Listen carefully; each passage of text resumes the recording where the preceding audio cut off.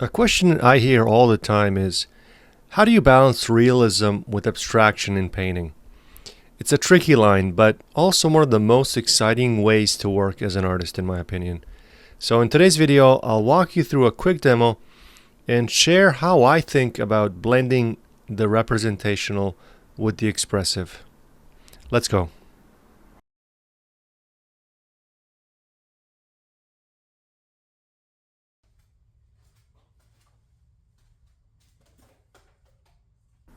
Welcome back, and thanks for joining me again for another art tips video in this series. It's actually number 2 in the series. I'm excited to share it with you. These, if you don't recall from last week, deal with most pertinent and pressing questions that we as artists face in our professional life, and I've compiled a list of them, and hopefully I can share a video every week that pertains to art tips, dealing with these questions through demonstrations, through long form video, and so on. Today we're tackling something that I find both exciting and at times frustrating as an artist: how to keep things fresh and spontaneous while also weaving in elements of abstraction. It's a balance that many artists struggle with, and I'll give you my take. I guess the way I approach it is one part exploratory, one part representational, but always about staying open to discovery. Housekeeping item: for this demo, I'm working on a board with oils and cold wax medium again. It seems that it's always my go-to when I want to explore through layering. It just lets me build depth, scrape back, and find these surprising moments in the paint. As always, if you find this helpful, make sure to like, subscribe, and share with your fellow painters. And more importantly, drop a comment below. I'd love to hear how you approach balancing realism and abstraction in your own work, and what challenges you run into. Your questions and experiences often spark future videos, in particularly in this series. But before I get too ahead of myself talking about the process, let me share with you how this painting came about.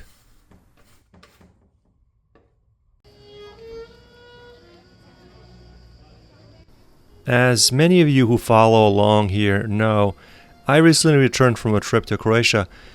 I did a bit of plein air work, but what stayed with me the most was simply wandering, taking in the atmosphere, the faded stucco walls, the oxidized stone, interestingly enough, the way light shifts across some of these centuries-old textures, like this monument here with the oxidized yellows and grays.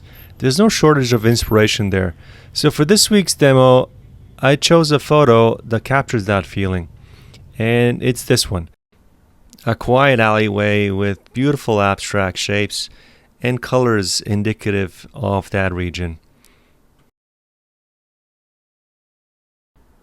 For this demo, I chose to work from a photo which I've located in the top right while I put the final finished painting in the bottom right for your references. And I think working from a photo concept kind of raises a fascinating question about artistic process. Using a reference offers structure, of course, a kind of silent guide, if you will. It gives you direction, clarity, and a framework to work within.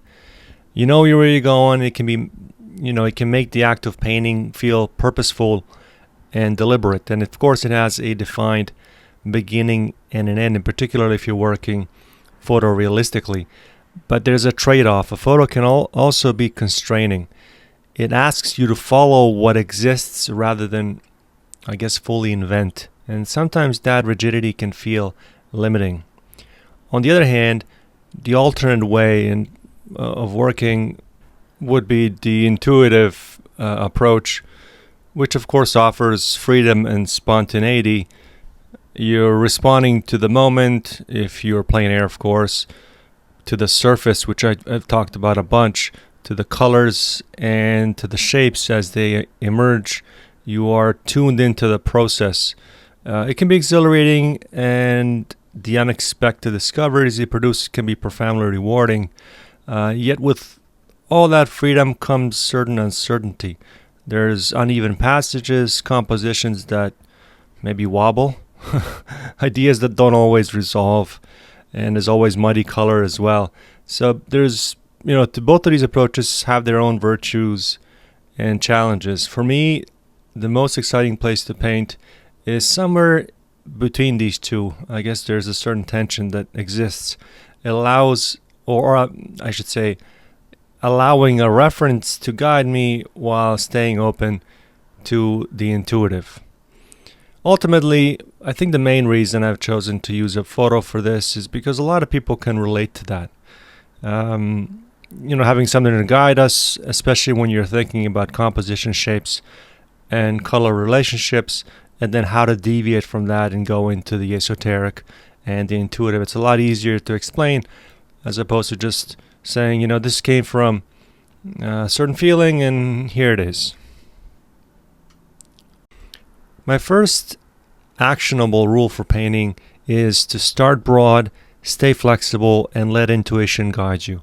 So I usually begin with large tools, which I'm sure you're all familiar with if you follow me here, using knives, large brushes, squeegee tools to lay down marks that relate to the photo, of course, but aren't exact copies of the photo. So at this stage, intuition is driving the process while I keep the color values from the reference in mind. I also very much like to vary my strokes, and particularly if I've already done the underpainting stage part, which I have at this stage of this painting.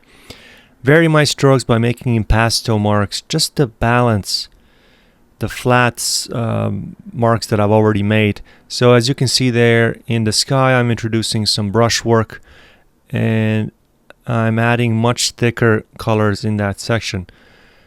This balanced approach to mark making sets a lively, flexible foundation, giving your painting energy and room to evolve as you refine it. Even though this art vlog isn't specifically about cold wax, I want to touch on the role it plays in this process-driven painting style. There's something about it that complements the way I like to work. For one, the spontaneous marks it allows feel very organic. You can let your intuition guide the paint without everything looking overly deliberate or rigid. And I think the key to that is using the right tool. These broad knives and putties that I talked about initially, even when I'm aiming for realism, I start with these broad tools. Using big brushes or knives lets me lay down marks that are energetic and spontaneous, and surprisingly, the end result still reads as realistic, but with a freshness and interest that fine, precise strokes often can't capture.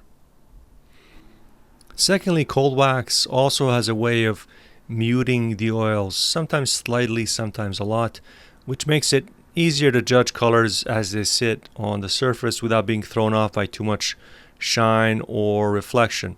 So it's of course easier to step back, see the entire painting clearly, and assess how the forms and planes are working together. And lastly, as I'm sure again everyone that follows me here knows, one of the key advantages of using cold wax for this style of work or any experimentation style of work is ability to layer during a single session. So layering, as I say, is a dream. You can build depth, adjust marks, and explore ideas all in one session without losing the vibrancy or the integrity of the underlying layers. By the way, I get asked this quite a lot with regards to the ratios. It really does depend. I don't pre-mix for the most part cold wax and oil, but it tends to vary around the 50-50 oil to cold wax ratio. If I want to have it be more malleable, I'll add less cold wax, but for the most part 50-50 is what I go with.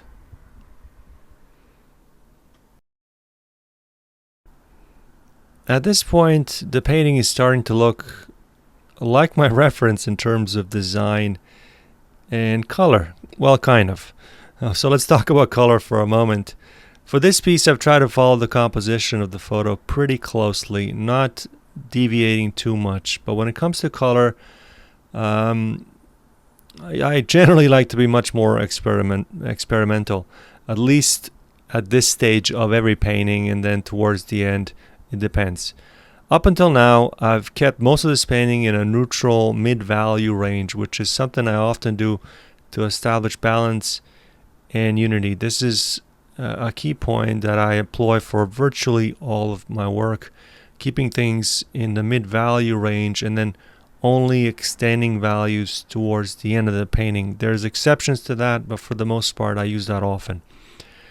But at this point, I want to start pushing some darker values, adding contrast and depth to give form a bit more presence for this particular painting. Truthfully, initially I was thinking about going for if you want to call it a weathered tonalist feel for this particular demo, keeping things muted and atmospheric. But as the painting developed, that idea kind of shifted, and I kind of realized I wanted more vibrancy, more tension between lights and darks, and I guess more expressive freedom with the colors. This is one of those exciting things about painting when you're working by this process-driven way. Your initial concept is only a starting point. The work kind of evolves as you interact with it, and your decision about colors, values, mark making becomes a conversation between your intention, or initial intention at least, and what the paint itself wants to do. You can see me working in real time on the right side of that building, experimenting really with marks without yet knowing exactly where I want to take the color or the rendering.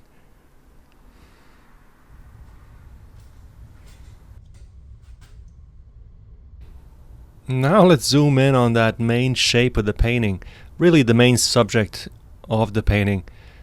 I've reserved this area for the greatest value shifts as well as the thickest, most tactile paint. It's here that the marks really come alive, in my opinion. You can start to see how layering and impasto give the piece depth and presence, and it's that juxtaposition of flat paint and thick paint that really makes that section pop. Speaking of texture, this is as a good a time as any to introduce next week's art tip question. How much texture is enough to engage the viewer? If you're curious and subscribed, I would recommend you turn on notifications. Apparently that notifies you when next week's video comes out. I'll be painting quite thickly, exploring the expressive possibilities of impasto. The thickness of the paint isn't just for show, and I guess of course I'll be talking more about that next week, but it interacts with lights and builds volume and invites the eye to linger in certain sections. Even in a representational piece like this piece I'm working on currently, those thick, deliberate strokes can make all the difference in giving the work energy and life. But it has to be used strategically. More on that next week, but for now, while we're in this close-up shot, I want to have you pay attention to the layering that I talked about earlier in the impasto section where I'm layering right now, but also on the right there with that building. It's extremely abstract when you look at it from this up close, but it's probably received 3 or 4 coats of varying color values to bring it out to its current form.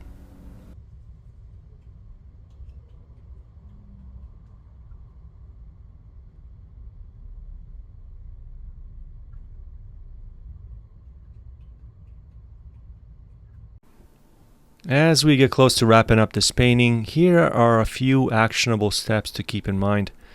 Firstly, always assess and then reassess your progress.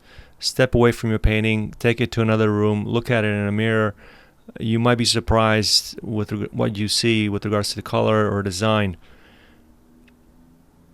Check where you are with regards to what you envisioned as well. So you initially start out with an idea. As I was saying, I wanted this to be more of a sepia type painting, but a lot of that changed.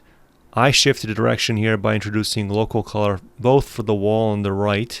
Initially it was supposed to be gray, but also by introducing this punch red, cad red, middle, alizarin crimson for the main subject of this painting. So the key takeaway, don't be afraid to make changes as you paint.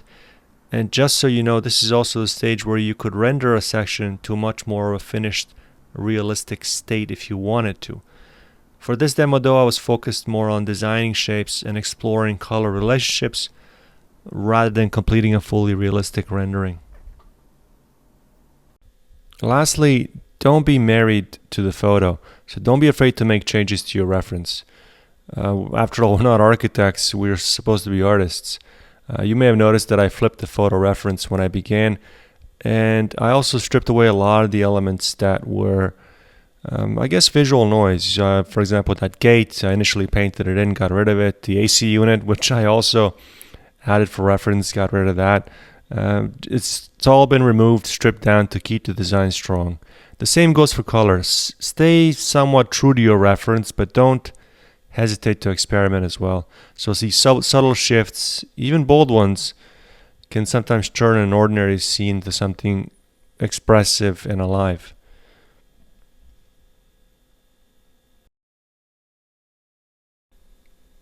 Let's come in close so you can really see all the marks and textures that make this painting come alive, both the impasto marks and the flat planes that the knife made. I'd like to hear again your thoughts and comments on this process and whether you enjoyed it and whether you use it in your own work. And remember, next week we're doing art tips. We'll be talking all about impasto, so make sure you come back for that. If you enjoy this and you'd like to see another painting done in the same intuitive meets representational style, I'll link my New York cityscape video here so you can enjoy that as well. Thank you so much for joining me. I will see you next week.